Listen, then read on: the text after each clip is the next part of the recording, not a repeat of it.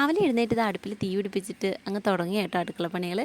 ഗോതമ്പിൻ്റെ ഒരു ദോശ ഉണ്ടാക്കി, അതുപോലെ വാഴയ്ക്ക ഉപ്പേരി ഉണ്ടാക്കാമെന്ന് കരുതി. മീനും കൂടെ കറി വെക്കുവാണെങ്കിൽ രാവിലത്തെ കാര്യം കുശാലാവുമല്ലോ. കുറേ നാളായിട്ട് നമ്മൾ ലോങ് വീഡിയോസ് ഒന്നും അപ്ലോഡ് ചെയ്യാറില്ല. വേറൊന്നും അല്ല, അമ്മയ്ക്ക് സുഖമില്ലാതെ മെഡിക്കൽ കോളേജിലായിരുന്നു കേട്ടോ.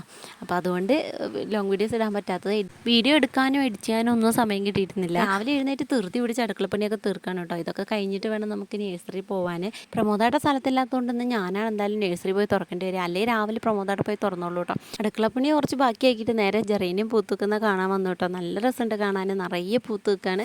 2-3 ദിവസം വീട്ടിലില്ലാത്തതുകൊണ്ട് ജെറേനിയത്തിനൊഴികെ ബാക്കി എല്ലാ ചെടികൾക്കും നല്ല രീതിയിൽ വാട്ടമൊക്കെ സംഭവിച്ചിട്ടുണ്ടായിരുന്നു കേട്ടോ. പക്ഷേ ജെറേനിയം നിറയെ പൂത്ത് നല്ല ഭംഗിയുണ്ടായിരുന്നു കാണാൻ.